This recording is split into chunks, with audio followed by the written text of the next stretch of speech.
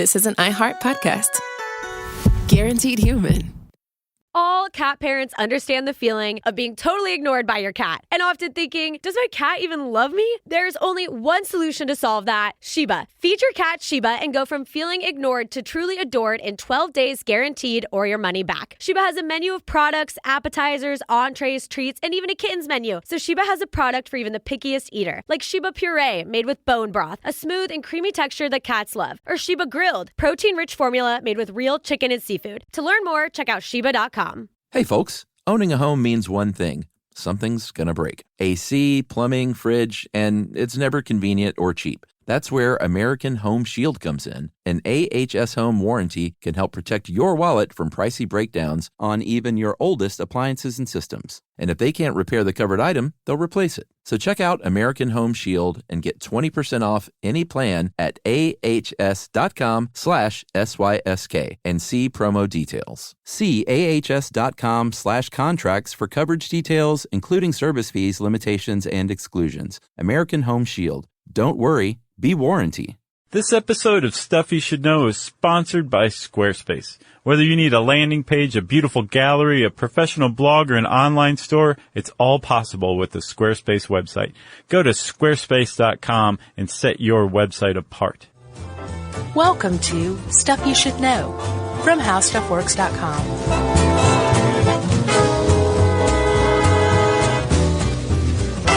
Hey, and welcome to the podcast. I'm Josh Clark, and there's Charles W. Chuck Bryant.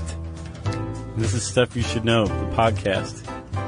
Not the least of which is membered by Jerry. Boy, that was exciting. I have a bad cold. Yeah. My brain's not functioning quite right. Yeah, but this is not the old days where you have the 6 weeks of cold. Right. Hopefully this will be just a couple of episodes. That's right. Bear with us. Yeah, bear. But to make up for it, I have all my teeth, finally. Right. It's just this constant pendulum. That's right. It swings from one of us to the other. Got all toothed up yesterday. Feeling good? The 8 months is over. Like, click your teeth together for everybody. I'm afraid to. Oh, okay. Are you like, they're precious? Yeah, I got to treat them very carefully. And I got fitted for a bite guard, so when I grind my teeth at night, this doesn't keep happening. Yeah. So things are looking good. Yeah. Everything's coming up, Chuck. That's funny. Yumi has a bite guard, too, from grinding her teeth. Yeah. So, two of the most significant people in my life grind their teeth. Both grind their teeth. Does she bite her fingernails? But I don't. Does she bite her fingernails? No, she doesn't. Yeah. I take out my stresses on my body. Yeah, those are short nails. Do they hurt? Do they just ache? No. Because sometimes if I overdo it, they do. When I cut my nails and I file them a little too short, yeah, they just ache for a day or so afterward. Yeah. Ugh. It's a habit. I've always done it. Yeah. Like since you can remember? Yeah. Yeah. I wore that bitter polish for a while when I was a kid to try and stop. Oh, yeah. I just chewed right through it. Yeah. It was like, oh, it's so bitter. It still must bite. But I kind of like it in a weird way. Yeah. The part of me that hates myself loves that taste. It was so weird. Well, Chuck, let's talk about another habit. Okay. A habit that humans have had for a very long time. And that is the habit of using animals as models for humans, as stand-ins for humans when we want to test new things, find out new things about ourselves. Yeah, like, will this kill me? Let's put it on an animal. Right. Does the heart or the lungs actually pump blood around the body? Let's cut a dog open and find out. Yeah. We've been doing it for a very long time. Yeah, and this article came with its own intro story, which was pretty interesting, I thought. Yeah, we haven't done one of those in a long time. That used to be like a standard aspect of this. Yeah, now we just babble. Yeah. Yeah. We just share what's going on in our lives, our days. Pretty much. Sorry, everybody. It must be a real letdown now that I think about it. Should we do this, though? Sure. All right. Well, let's go back in time, back to 1937. And there was a pharma company called S.E. Massengill out of Tennessee, and they had a great, I almost want to say wonder drug, that was an antibiotic that worked really well in its powdered form. And people started clamoring and said, we love this stuff, but it sure would be great if we could put it as a drop under my tongue instead. Right. I like liquids. I'm not big on powders. Sure. like that weirdo Richard Petty who just takes Goodies powder. Like, That's me. I love that. Dude, that's my go-to. It's got caffeine. That's what helps. Yeah, for migraines too. Oh, really? Caffeine's a big one. Yeah, Emily can't do them, but it's my I couldn't either. it's my hangover cure. I see. Did I say that out loud? You did. Yeah. It works wonders. I thought Bloody Marys were your hangover cure. No, I'm not a hair of the dogger. That's what it was invented for, you know. Yeah. All right, I'm getting us off track. I apologize. So they decided we need a liquid form of this. What was the name of the drug? Sulfanyl. Man, I just had it. Sulfanilamide. Yes. Or sulfanilamide. I think sulfanilamide. Okay. That's how I would say it if I were a 1937 Tennessean. Well, they had a chemist named Harold Cole Watkins who went to the lab and said, all right, let's dissolve this stuff in something called diethylene glycol. Diethylene. That one I know. Worked pretty well. Mm-hmm. So they added a little raspberry flavoring to make it palatable, and they said, smells pretty good, tastes pretty good, looks pretty good, let's sell it. Yeah, and they did. They sold a bunch of it. In just like one month after mixing up a batch of the stuff, they had 633 shipments all over the country. Yes. Because there was a huge demand for this. I mean, like, sulfanilamide was already an established drug. The idea of it being in some sort of palatable form, yeah, that was gangbusters. Yeah, raspberry liquid. Everybody had syphilis that they needed to take care of back then, and this kind of thing would help. That's right. And if it could be a pleasant experience, well, then great. And then that was September when they made their first shipment, right? Yes. By October, middle of October 11th to be specific, a group of doctors in Tulsa contacted the AMA, the American Medical Association, and said, we think there's something really wrong with this new Massengill product, which they called sulfanilamide elixir. Yeah. Or elixir of sulfanilamide. We think it's killing people, actually, and killing them in one of the worst ways imaginable. Yeah, it wasn't a just go sleepy time now. It was a pretty bad death. Right. You're writhing in agony. You're probably puking your guts up. You're dying from being poisoned. Yeah. So the AMA got a hold of some stuff and they said, you know what? The actual drug is fine, but this, the solution we mix it with is the culprit. It is pure poison. Yeah. Who knew? Nobody knew. And the reason why no one knew is because Massengill and Cole Watkins, or Harold Cole Watkins, and his group of chemists were not obligated to test this stuff out. Yeah, well, people knew, though. That was the one frustrating thing, is there were studies out that said this stuff was poison. Right. And I guess they just didn't read them. Right. They didn't research the literature, which is a big deal. Sure. But they also didn't test it out on human or animal ahead of time. Yeah. And they just looked at the appearance, the smell, a little bit of the taste. Yeah. But no one took a full dose of this, apparently. Yeah. And people died. I think 100 people died in 15 states in about a month or so before they could get the shipments back. I think the FDA, the barely born FDA, this is one of its first actions, was going and getting this stuff. Yeah, and the president of the company said, we haven't broken any laws, because I guess there weren't laws on the books at the time. Mm-hmm. And the head chemist very sadly killed himself because of this. Yeah. Like the story goes from bad to worse. Right. And that was pretty Japanese of him. Yeah. You know? Yeah, did we do a full episode on that? On suicide? On Harikari, but it had another name too, right? Seppuku. Yeah, didn't we do that, or did we just mention it? I'm sure we just mentioned it. Okay. I think in the Japanese stragglers and probably the samurai. Yeah. And the revenge one. Yeah, boy. It's hard to keep track these days, isn't it? Oh, yeah. It really, really is. So this led to, in 1938, Congress in the U.S. Enacted the FDA Cosmetic Act, which said that, you know what, you need to test these drugs on animals. And that therein sort of started, at least in the U.S., the official decree that you can and should do this. Right. But it had been going on a long time before that. Right.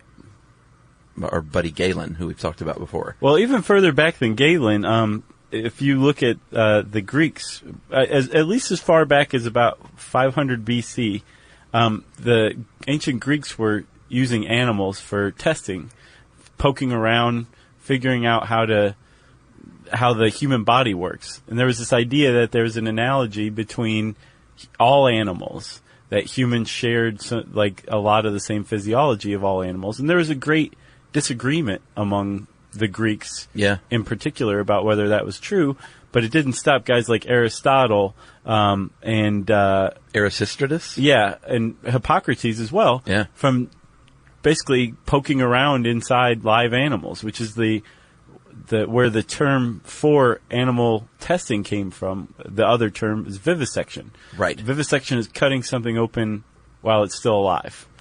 Yes, specifically an animal, right? Or is that... No, you can vivisect humans. Oh, can you? Yeah. Because Is that what dissection surgery occurs is? after death. Right. Vivisection is like cutting open. I think technically surgery would be, but the idea behind vivisection is that this is just for experimentation. Usually. Gotcha. Not like, let me heal that organ right there. Right. Which, by the way, go back and listen to our human experimentation episode. That was a great one. I remember that one. So, flash forward a bit to 2nd century Rome, where our friend Galen, who we just talked about him in a podcast. Our live stuff in UK and Ireland. That's right. Which hopefully people will hear soon. Yes.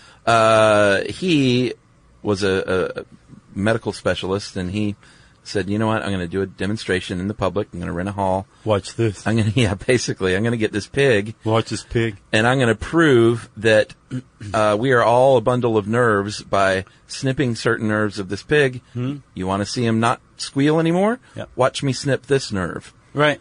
And it was all planned, and this philosopher, a pretty popular guy. He had punch and cookies out. He was really excited for this day.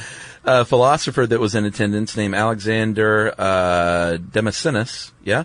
Damascenus? One of those two. He said, you know what? This is BS. Doesn't prove a thing. And in fact, none of these demonstrations prove anything because that's a pig and we're humans. Why are you bothering? Right. And apparently the Romans had adopted from the Greeks the idea that empirical evidence didn't really prove anything. Yeah, they had an uphill battle. If you saw something, it doesn't mean it was true. Right. Which is a weird philosophy. I'd like to understand a little more. I'm sure there's a lot more to it than that. Sure. But that's just like such a completely, radically different paradigm from what we have now. The paradigm of science where seeing is indeed believing, that it requires empirical evidence. It used to be the opposite. Yeah. And that was Alexander's big objection. Like, hey, man, you can cut that pig's nerve all day long, and sure, I saw it, and sure, it had that effect, but it doesn't prove anything. Right. And Galen was like, I hate you. I hate that idea. I hate Aristotle. Yeah, I'm leaving. Because Aristotle was apparently somebody who said, I've poked around in a pig or two in my time, and I've concluded that the heart and not the brain is the center. This idea that a nerve connected to the brain could control anything is hogwash, if you'll forgive the pun. Yeah, Aristotle was just a big dummy. The dumbest of them all. So, Galen did, in fact, say, I'm leaving. He said, I'm taking my medical bag and I'm going home. And then everyone there was like, Bo, I really want to see this pig get cut apart. Come on. Please don't leave. So he said, okay, you guys, I'll do it. You twisted my arm. Came back in, performed the experiment, the demonstration, and this was one of the first recorded examples of experimenting on animals for science. Yeah. So the ball was rolling. Yeah, and I don't know if Galen hadn't done it first, and he obviously hadn't done it first because he came a few hundred years after Aristotle, who had done that. But if Aristotle hadn't done it, eventually somebody who was curious enough would have grabbed a dog or a chicken or something and just cut it open and started looking at what was inside. Yeah. You know? For sure. Like it would have happened, but these are the people who are recorded doing it first. Go forward in time a bit to the late 19th century, and there was a microbiologist from Germany named Robert Koch. Coke? And he got some anthrax. He got some blood from cows killed by anthrax. Right. Started looking at it under a microscope and said, you know what? Something in there looks funny to me. That might be the anthrax. So let me take that and put it in a mouse and see what happens. The mouse died, and he said, I'm onto something here. I'm pretty sure that was the anthrax. Yep. And it was a big deal. It was a big deal. Again, using an animal to experiment in order to further human understanding and protect human health and life. That's right. Those are the biggies that people have used animals for. Yeah, and that was actual, like, medically, let me try and cure a disease. Yeah, not like the early guys. Like, what does this do? What happens if I sever this? Yeah, but it Do you went like on. my ancient Greek impression? Yeah. The point I was trying to make, I guess, was later on in the 1950s, people started, and notably this Russian Dmitry Belyaev, started using research on animals, not necessarily for curing diseases, but to study behavior. Right. Is that right? Yeah. Yeah, we talked about them in our animal domestication episode. Yeah, so what he had the great idea for these cute little silver foxes. He's like, I might like one of those as a pet. Sure. I have a niece who would love one of those. Man, have you seen those fox videos? Yeah, where they cry and walk around crying? Well, or calling or whatever. Yeah, and they shake their little tail when you scratch their belly, and I don't know if I've seen that one. oh, it's very cute. They make sort of like a little purring, little chirpy purr and wiggle their tail and wag their tail, and it's just like, oh man, you're the perfect combination of dog and cat. Yeah, foxes are pretty cute. Yeah. So That's why we want to tame them. well, that's exactly what he did too, and he thought, I know that domestication usually takes many, many, many years, but let me see if I can do it in like 20, 25 years. Right. And Chuck, speaking of behavioral studies, one of the most famous of all using animals was Pavlov's dogs. And I was researching it, and I had no idea. Pavlov didn't just, like, ring a bell for his dogs to make them salivate. Right. He surgically altered his dogs.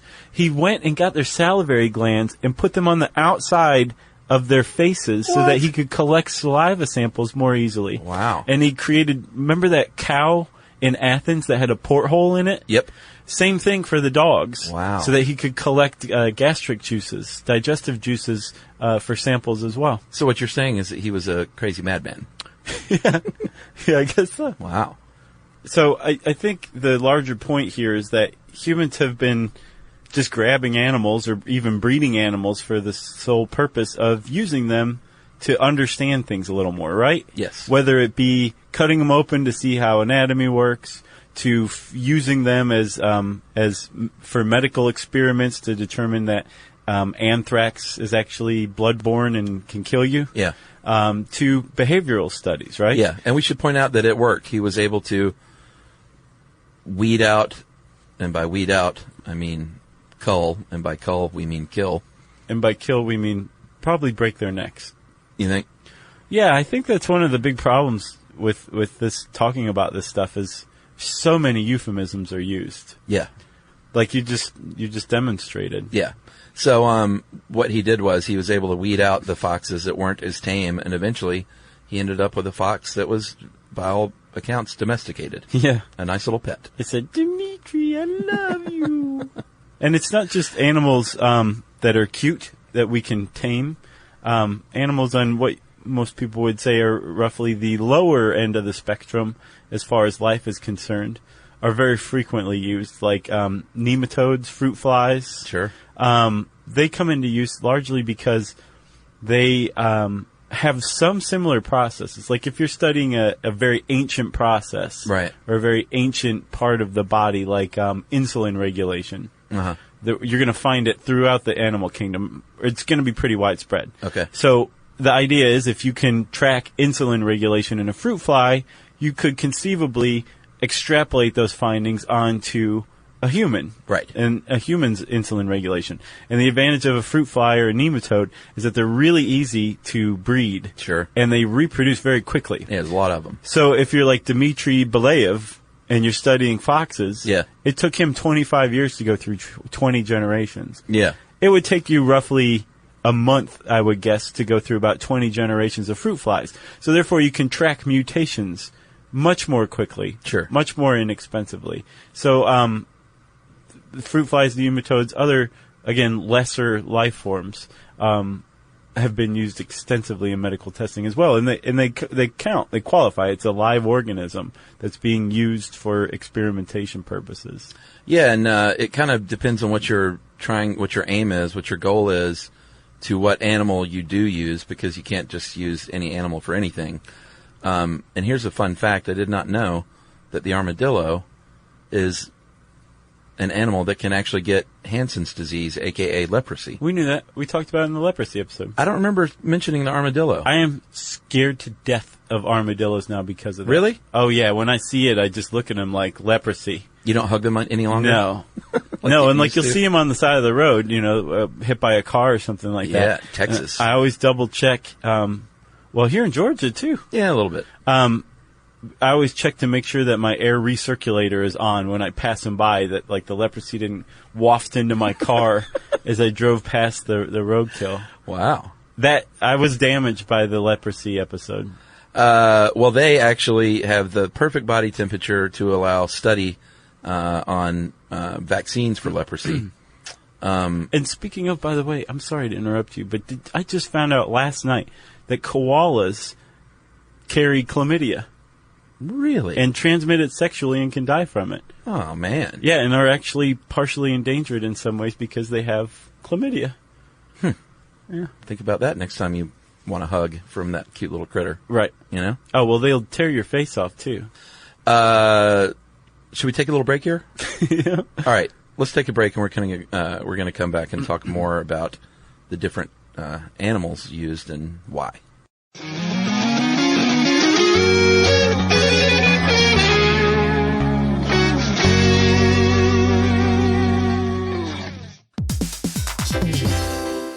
Hey everybody, we're here to talk to you about Wayfair, who believes that spaces should be functional, they should be comfortable, they should be well designed, and they can be well designed by you with their help. Your updated space should feel more comfortable, inviting, and practical for everyday use. And we're talking about outdoor seating. We're talking about grills. We're talking about major appliances. If you need storage solutions, Wayfair can help you out. Patio lighting, rugs, decor. It is your one-stop shop for home. Yeah, I mean, it's getting nice out, so it's time to think about living outdoors for the next few months. And Wayfair knows that outdoor furniture, it's heavy, it's intimidating to assemble. So Wayfair has stepped in and said, we're going to handle the hard part so you don't have to. That's right. You can shop Wayfair Verified, your shortcut to the good stuff. And that means their team of product specialists are going to vet everything by hand using a 10-point inspection, testing things like, quality materials, functionality, and features, and even how long it takes to build that piece of furniture. And the overall experience save time, reduce hassle, and improved convenience. Patio season is here, and these deals won't last. So head to wayfair.com right now to get your outdoor space ready for way less. That's WAYFAIR.com.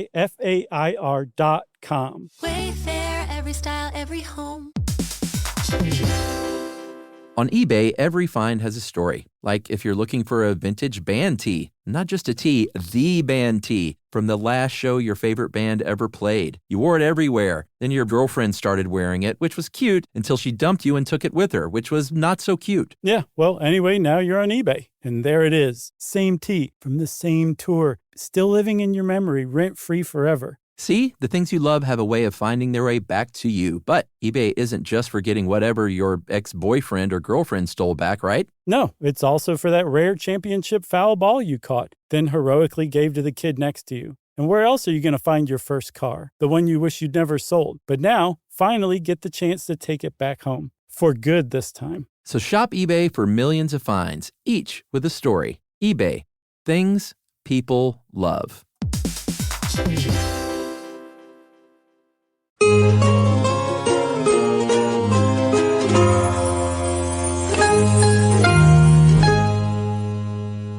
Chuck, before we get back to it, I want to say this is this episode and the other one that's coming out Thursday. Oh, yeah, there's a suite.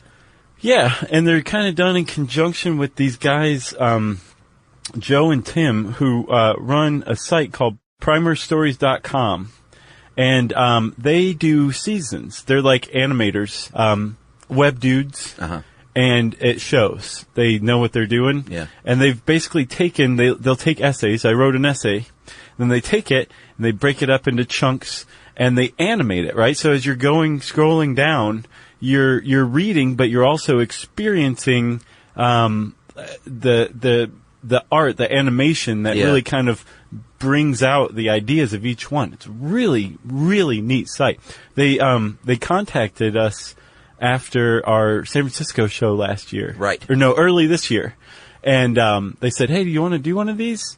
And I went and looked, and I was amazed. And said, yes, I totally do. So you can go check out the essay I wrote at primerstories.com/SYSK. And that one is the one we're releasing after this one, correct? Well, it ties into both. It's kind of this essay about humans' changing attitude toward animal rights. Yeah. But it was fun to do, and they're cool. They're cool dudes for sure, and I like what they're doing. This is their 4th season. Nice. 4th season. Nice plug. Nice work. Thanks. All right, so we were talking about using different animals and how if it's, a fruit fly or a nematode, people don't get their hackles up too much. No, it's true. If it is a rat or a mouse, people start getting their hackles up a little more. Yeah. And mice are very famously used a lot. 90% of our genes overlap with this mouse. Specifically this one, which is it? Moose or Muse genus mice? Mises genus mice? So that's the one that they use most often that has the 90% overlap. And their cell structure and organ organization are basically the same as ours. So they do a lot of testing with these mice as a result.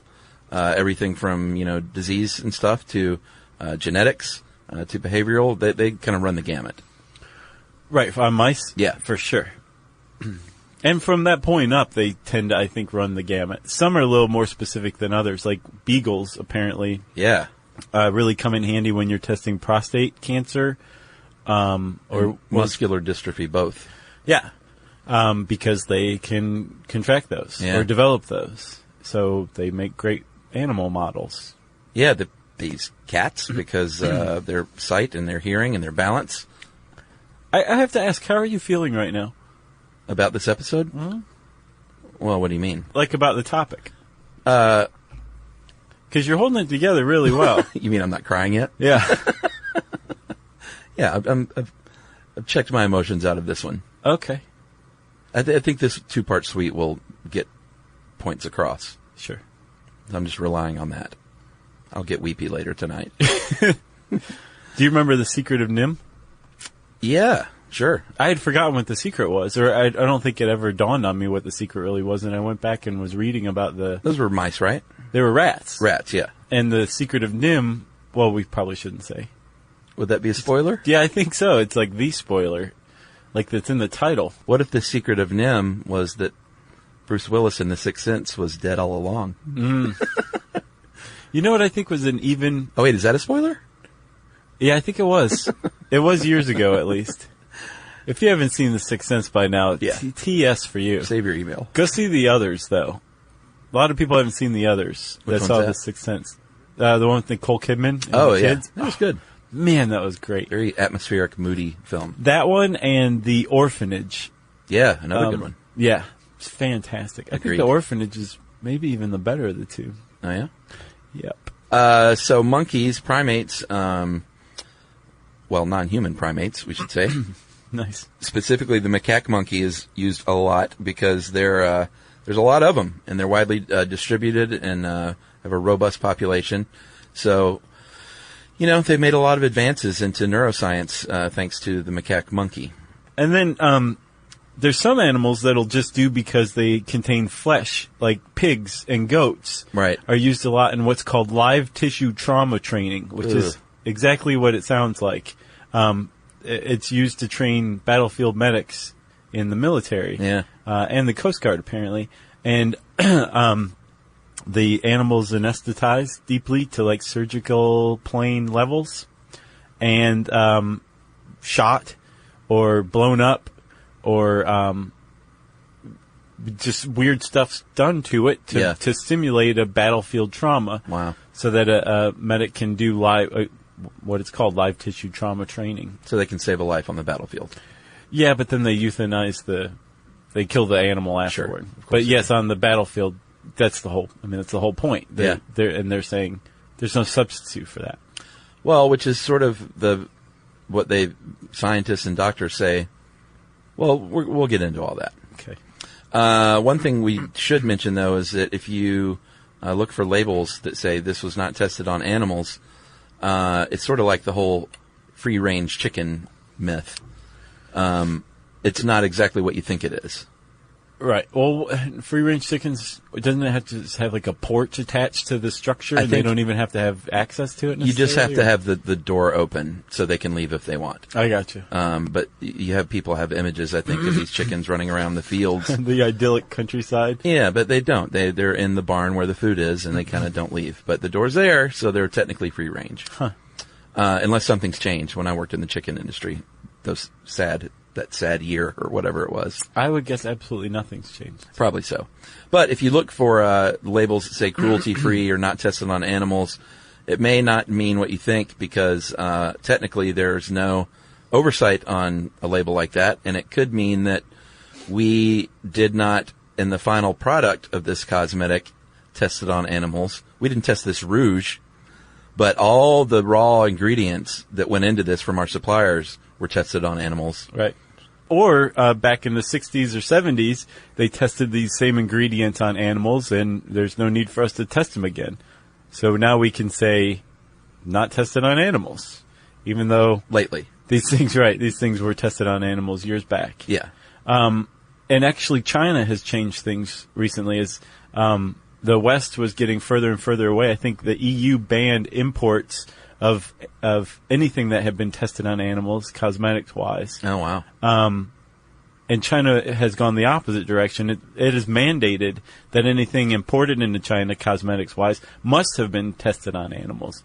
So it kind of reset things here in the West because there's a lot of Western companies like, yeah, I want in on that Chinese market. And China's saying, well, you got to test the whole thing on animals before it comes in here. Right.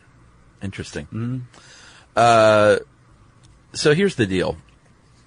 Over the 20th century, we've made a lot of medical advances. Life expectancy, this is kind of a neat stat, has gone up about 3 months per year in the 20th century, largely due to stuff like this, testing for disease. Well, yeah, people who are advocates of animal testing say that would not have happened, maybe at all, had we not used animals. That's right. And life expectancy was extended 3 months a year from, I think, like 1840 to 2006 or something like that. That's nuts. Every year. Yeah. And that was advanced by finding things like antibiotics and vaccines and all of the things that not just extend the human life, but make the extended years more enjoyable as well, more healthy. And that's a huge rallying cry for people who point to animal testing and say this is necessary and has to continue. And actually, there was a 2011 poll of biomedical researchers by Nature, which is no slouch of a scientific journal, and they found that 90% agreed with the sentence, "Use of animals in research is essential." That was 2011, so that's not that sentiment isn't going anywhere. No, I think that's probably pretty much accurate today. On the other side of the coin, you have animal rights activists, and even if you're not an activist, just your average Joe on the street or Jane might say, you know what, this is unethical, it does a lot of harm, it's wasteful, and there are better ways to do it. And in fact, some people say it's not even doing the job that it should be doing. For instance, they can cure cancer in mice, and we have been able to do this for a while. Mm-hmm. Can't cure it in humans. Of the 85 HIV/AIDS vaccines that were tested successfully on primates, they don't work on humans. And one of them may have even made humans more susceptible to it. Yeah, so it's, there's two very strong sides to this argument. The FDA has said that 9/10 of all drugs in development don't work in humans after they worked in animals because you just can't tell. Right, and actually, I looked that up. It's a little bit of a fallacy. It's more like 94%. Oh, wow. Fail in clinical trials, but that's all preclinical trials. So not just animal testing, but also non-animal testing. Yeah. Where it passed the first stages when it made it to clinical trials. 94% of all drugs failed to work or actually harmed humans. There's another side of the coin, though, too, Chuck. How many sides are on this coin? It's like one of those 100-sided die that you see in D&D but never know how to use. Yeah. There are probably a lot of drugs out there that harmed animals and were shelved right then, didn't make it into clinical trials because the animals were harmed, that may not have harmed humans and actually could have cured things. Interesting. So there's people saying, no, we need to be testing on humans because we're using this for humans. Right. That's what some protesters against animal testing would say. And then another thing that I saw is that you tend to think like, okay, well, it's advancing science, so I can't really get in the way of that. Right. But there are one of the critiques of that argument is not all the science is good that's being done, and like a lot of animal lives. If you agree that animal lives are valuable, but that using an animal life to advance scientific understanding to protect human health and life is worthy, it's a worthy use of an animal, then that you would also probably agree with the idea that wasting the animal's life in scientific testing is unforgivable, right? Yeah. So there was this survey in 2009 in PLOS 1, Proceedings of the Library of Science 1, the journal, of 271 animal studies that found that 41% failed to even state a hypothesis or objective to the test. Wow. 30% failed to describe the statistic methods used in the study. 87% didn't randomize. 86% didn't use blinding. And those are basic scientific efforts that you have to make in any experiment, right? Those are very basic. Which means that those things were wasted, which means those animals' lives were wasted. And the suggestion is that a lot of publicly funded science is just not very good science, and it's wasting the lives of the animals involved. Well, that's sad. I'm starting to get emotional. Okay. All right, let's take a break then, and we'll come back and talk a little bit about our old buddy, Chuck D. Darwin.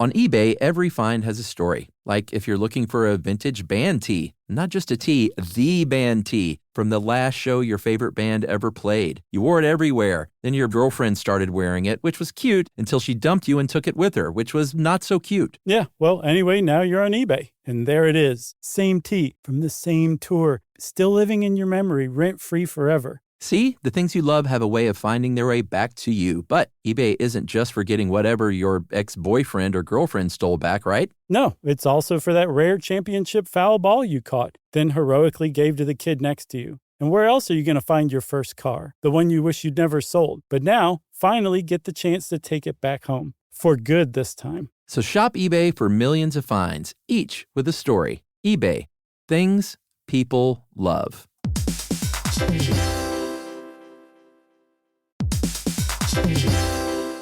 If you own a home, you already know stuff breaks. It's not if, it's when. And somehow it's always like the AC in July or the fridge right after you go to the grocery store. That's why you always hear people say they don't make appliances like they used to, because it's kind of true. That's right. Good thing there's American Home Shield. With an AHS home warranty, they can help fix major home systems and appliance breakdowns like your AC, plumbing, or fridge. And if they can't repair your covered item, they'll replace it, no matter how old it is. And that's huge, because fixing an AC can cost a lot. Like, hey kids, our vacation is canceled a lot. Plus, as a benefit to select plans, you can get real-time video help from live repair experts to troubleshoot home hassles at no extra cost. Listen, everybody, home ownership is already stressful enough. No need to upset your wallet. So check out American Home Shield now and get 20% off any plan at ahs.com/SYSK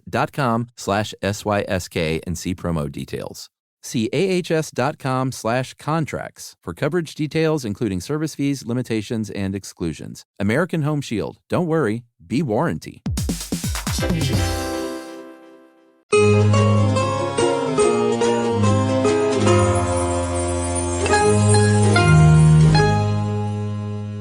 All right, so I teased everybody with Charles Darwin.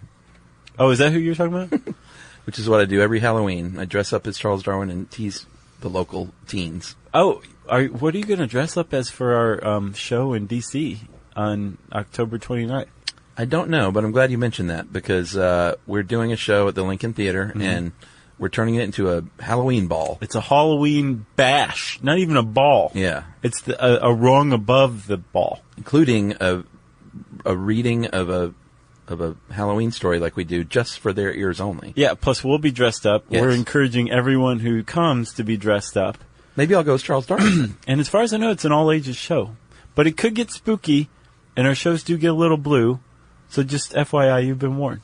So Charles Darwin, who I may dress up as. I'm pretty sure I know what I'm going as. No. I'd rather not reveal it at of the time. He was kind of in on this game a long time ago, and he loved animals, but he also wanted to study animals, but he also wanted to treat them humanely while he studied animals. Sounds like Charles Darwin kind of approach. Yes. So there was in 1874, there was, people were actually starting to get in trouble for some of these things. In 1874, these scientists were actually put on trial for torturing dogs because they wanted to see how absinthe and alcohol affected their nervous system. So they cut them open and exposed them to these liquids. They just doused them in is what I'm taking from it. I have no idea. I guess so. They were actually acquitted, but it sort of brought things into the in the front of everyone's minds. And Darwin, people were saying, let's not do this at all. And Darwin stepped in and said, he was a little more moderate and said, you know what, let's craft a bill here in the United Kingdom where you can do this, but do it humanely. And that resulted in the Cruelty to Animals Act of 1876. Yeah. It was pretty great. It was advancement. It was, but the UK actually has long led the way in the West for animal rights. Even before that, as we'll see, they were trying to protect animals, as we'll see in the next episode. That's right. And then a little later, in 1954, the University's Federation of Animal Welfare said, let's get these two dudes, a zoologist and a microbiologist, Russell and Birch, and just do a lot of research, guys, and come back with some findings that we can use. And boy, did they. Yeah, they were like, there's a lot better that we can do in protecting animals. Scientists are typically dumb and can only remember things through alliteration. So these guys came up with the 3 R's. Right. Something that could be put on a PSA poster. Yeah. The 3 R's, I'm just teasing about the scientist thing, are replacement, reduction, and refinement, right? Yes. So your first goal is to find a replacement of the animal. Is there any alternative to the animal in this experiment? Yeah, well, like a sentient animal with with a worm, perhaps, instead of a mouse. Right. Or, if you can find a willing robot. Right. That fits the bill. The second one's reduction. You want to reduce the number of animals used to the absolute minimum. Yeah. You don't want to have any spare orangutans hanging around. You want to know how many you're going to use, and those are the ones that you can kill. Correct.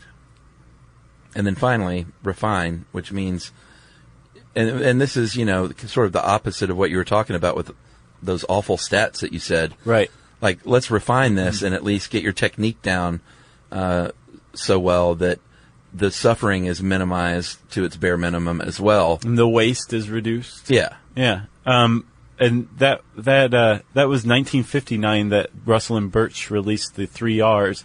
This is 2009 that one study I cited was conducted. That's 50 years later. Yeah. So, PETA, the People for the Ethical Treatment of Animals, we've talked about them quite a bit on the show. They are down with the 3 R's, of course. But they say, you know what, that's not enough, though. We have a lot of studies that show that there are way better ways of doing things these days than using animals. Yeah. With the computer modeling that we have now and software and humans. Yeah, and they've figured out techniques using stem cells to grow organs or organ cells or, say, skin cells in vitro, and then exposing them to the chemicals you want to test. And then not only will you have your reaction or non-reaction, you'll also have it with like a human cells. Yeah. So it's not like, it messed this rabbit's face up pretty bad. Well, we'll just assume that it will mess up a human skin as well. It's no, this stuff really burned through that human skin tissue that we synthesized. So now we know for sure not to give it to humans. Right. There's also something called, because a big objection to that is, well, that's just it's a group of skin cells in vitro that doesn't really replicate, these really intricate interplays that make up organs and systems of organs. Yeah. And there's a company out called, I don't remember what they're called, but their invention is organ on a chip. Oh, wow. It's amazing, dude. I watched this video about it last night. Like on a tortilla chip? I wish. That's the only way it could be better. It's if you could eat it afterward. But it'd be pretty messed up if you did. So it's like a USB stick size module. Uh-huh. That's the word I'm going with. It's transparent. And say the lung on a chip has some branching stuff. Uh-huh. And inside there is a layer of lung cells. Yeah. And that replicate and simulate a human lung, right? Okay. So you have human lung cells growing arranged in the way that they would in the human lung, and then this device allows you to pass air over the top and blood over the top, and introduce bacteria and introduce white blood cells, and study what they do. So you're replicating the function of a human lung on this little thing. But it's all a simulation. It is, but it's a real simulation. Yeah, it's using real lung cells, and they're functioning like a lung normally would.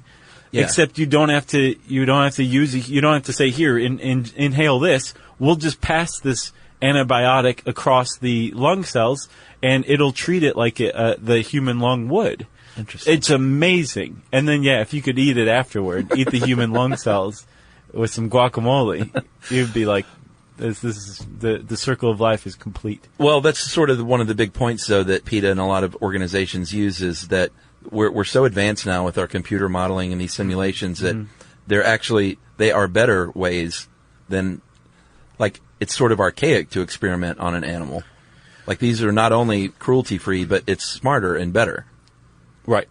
That's the argument they make. Yeah, and I mean, the statistics cut both ways. Like, if you look at PETA's stats, they're like, animal models are predictive in this dismal range, right, for, human outcomes. And then the people who are in favor of animal testing say, well, these computer models are actually the ones that have dismal results. Right. So both sides, I guess it's just too new, maybe. It's unproven. Yeah. But there does seem to be a movement afoot in biomedicine to replace as much as possible computer models or animals with computer models. Yeah. Some of the other things that animal rights groups lobby for are things like, well, how about you just do like CT scans or MRIs? You're not actually harming the animal. Mm-hmm. Or this thing called microdosing, where you actually give humans just very, very small doses of these medicines, right, that won't be enough to hurt them if things don't work out, but you could tell if it's going to be effective or not. Yeah, it still produces that reaction on a molecular level. It's just not going to have a system-wide toxic effect on it. Yeah, that's pretty amazing. That's pretty neat. Yeah. And there's some change, but at the same time, there's also some digging in on both sides as well. Like, for example, with that live tissue trauma training, there's a movement to replace any live animal with a dummy or a mannequin or something like that. And the people who are proponents of using animals in live tissue trauma training say, man, there's something that can happen to a battlefield medic during combat, and that's called freezing. When they're presented with a human being with, a major trauma, right, they can just sit there and freeze and freak out because this is the first time they've been exposed to it. One of the aspects of, blowing the leg off of a pig is that this person's having to work on a pig. And it's a pig, but it's a live pig. Right, it's not a recessa Annie. Right, exactly. And maybe they made the person care for the pig for like a week first, so that it has even more of it. Wow. Well, I just made that up. But you could see how that would be tough to replace. That's Sure. a tough one to argue with. Yeah. But I think ultimately the question is raised, Chuck, and this is what we're going to address in the next episode, is probably the largest question of all, and is, do humans have, or have humans ever had, the right to use animals for our own means? Right. And that's we'll talk about that one on the next episode. Boy, that's a nice cliffhanger. I think so too. Well done. Do we have listener mail this one? Yeah, and you know what? Not only that, we have a 2-part listener mail. Awesome. That has its own cliffhanger. Man, all right. Well, let's get to it. So if you want to know more about animal testing, you can type that word in the search bar at howstuffworks.com, and it will bring up this excellent article. And since I said search bar, it's time for part 1 of listener mail. That's right. This one was so robust that it's an unprecedented 2-parter from Ivan. Not Ivan, but Ivan. Will he grow up to be a good man? I hope so. No, that's Levon. Oh, yeah. Yeah.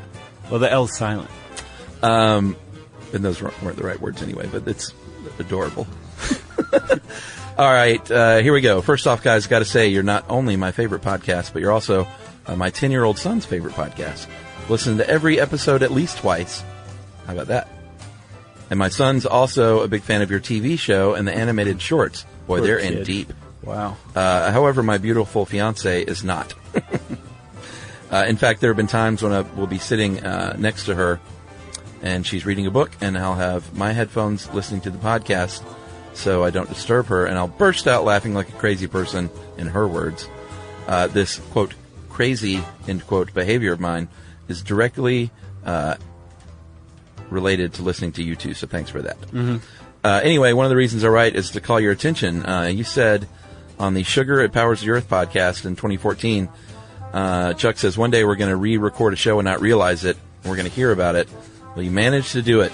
You probably heard from someone else by now, but you have covered the topic of customs twice. Yep. The most recent one in August 2016, and the previous one in September of 2010. Don't get me wrong, both were great, but I honestly think that both of you legitimately forgot. I was waiting for either of you to acknowledge it the second time, and that never came. And Yvonne, you are right on the money, pal. Yeah, it's true. Josh emailed me and said, hey, buddy, guess what? We've done this. It finally happened. Yeah. We released it, and at first I was like, shoot. But then I thought, you know what? We got a nice bit of trivia now. Mm-hmm. It was bound to happen, and now people have, it's almost like an Easter egg. Right. That listeners and fans can say, like, you know which one they did twice? If you're a true fan, you know. You know, it's weird, though. At no point during the research and recording of the customs episode was I like, this sounds really familiar. Or, did we talk about this? Nothing. No point whatsoever. Nope. So that might make the first customs episode the least memorable episode we've ever done. Perhaps. So part 2 you can look for in the second part of this suite coming out from Yvonne, wherein he made a list of all of our band names over the years. Wow. And he also made a list of your puns. I am not punny. I take issue with that. I'll talk about it in the next episode. Great. That's a great setup. If you want to get in touch with us, like Levon, Yvonne. And what is his son's name? Did he say? He didn't say, but Yvonne and Son? Yeah. They sound like a funeral home. That's right. You can tweet to us at SYSK Podcast or hang out with me at Josh Clark. You can hang out with us on Facebook at facebook.com/stuffyoushouldknow and check out Chuck at Charles W. Chuck Bryant and me at Super Josh Clark, both on Facebook.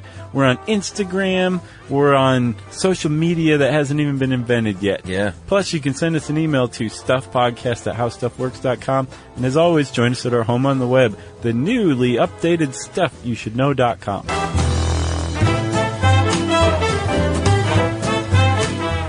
For more on this and thousands of other topics, visit howstuffworks.com.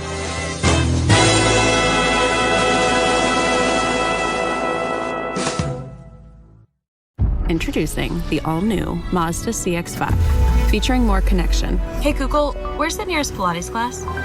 Safety that has your back. More discovery on the scenic routes. More passion in the details. And more control in changing weather. The all-new Mazda CX-5. More to move every side of you.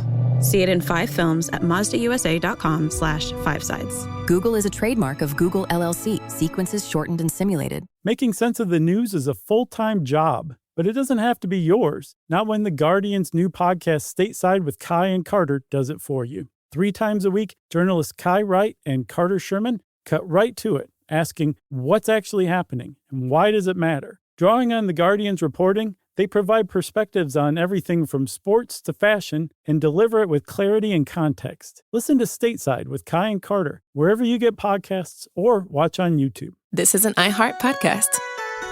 Guaranteed Human.